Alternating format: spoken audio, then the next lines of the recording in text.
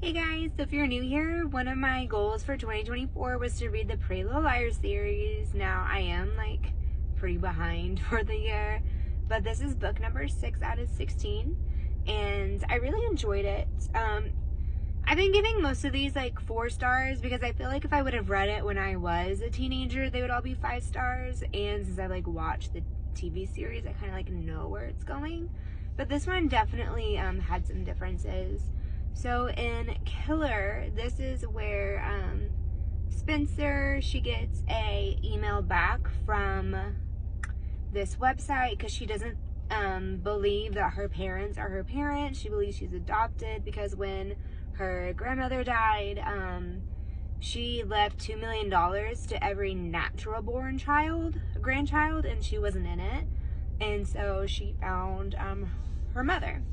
Her mother was so excited to see her.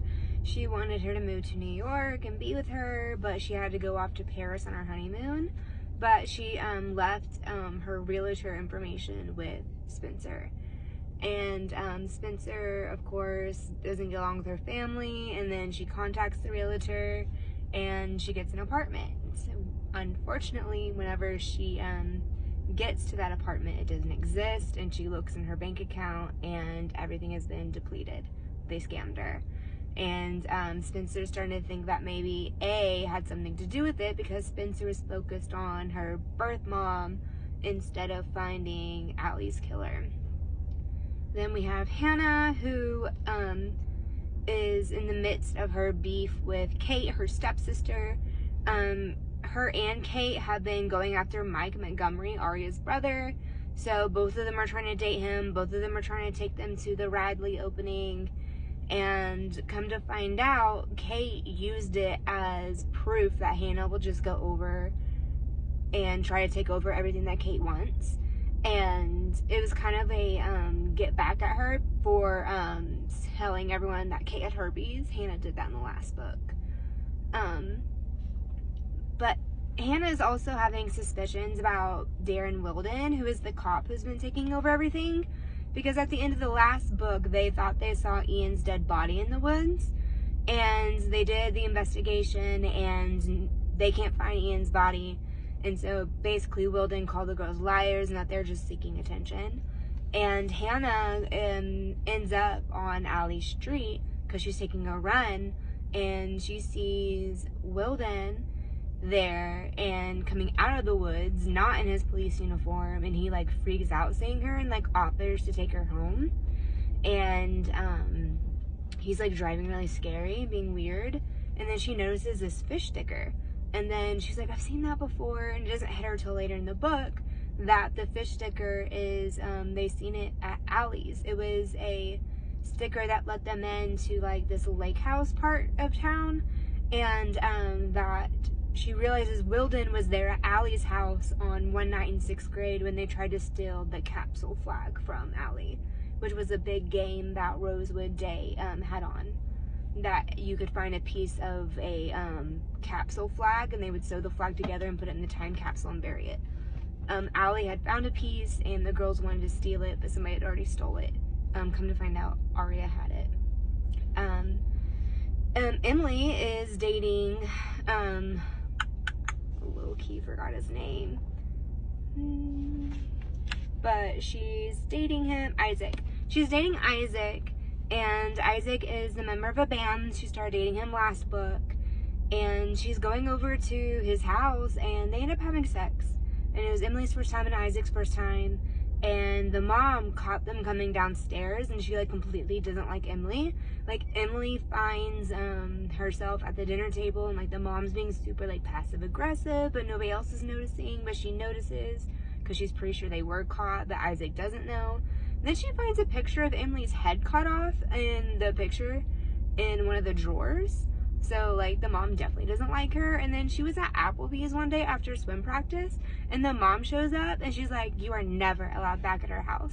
And as soon as Emily, tells Isaac, hey, your mom doesn't like me. She did this, this, and this. He's like, my last girlfriend said that too. And she was lying. She came out and said that she made the whole thing up. So, it's happened before, but the other girl said she was lying, even though she probably wasn't. She was probably just embarrassed. But then he finally like confronts his mom, and she admits it. And like Emily doesn't know she wants to take him back because like obviously he didn't believe her.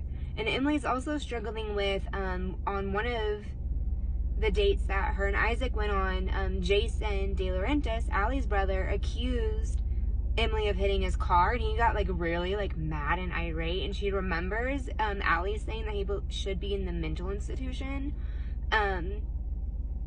And then Emily, when they go to the Radley party, because Radley used to be a mental institution, she goes into one of the rooms and finds a login book that has Jason's name every single Friday for years going to the Radley.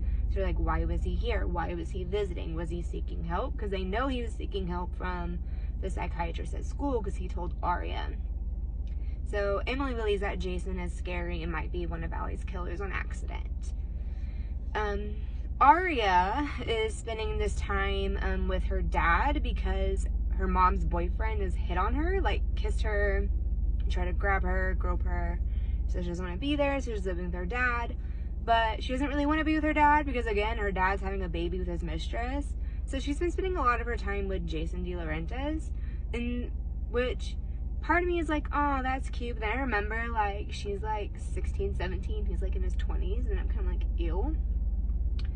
But they end up going on a date and rock climbing, and she like invites him to the Radley, and he's like, are you joking? And like got really upset and left, and she didn't know that he has a connection with the Radley.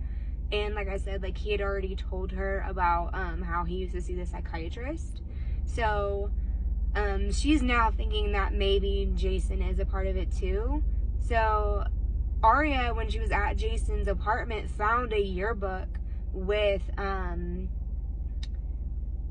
message from Darren Wilden, the cop, that was written over Ian's face, which Ian is the person who we thought was dead, and saying, I can't believe he did that. So like Darren and Jason had beef against Ian and Melissa, so we think that Jason liked Melissa, but then Ian started dating Melissa, so we think there was like beef there, and we think that maybe Wilden is a dirty cop and that he's covering up Allie's murder. So that's what happened in this book. And they get a text from A that Spencer's going to be in danger, and so they run to Spencer's barn, and Spencer's like, no, I'm fine, but then they smell gasoline, and then the barn is on fire. And while the barn is on fire, Aria is coming to the barn because Aria's stepdad lives across the woods from Spencer, and she smells the forest on fire too. But before she can get out, she finds someone that has soot all over them and that's in a hoodie, and she like drags them out of the woods to the barn.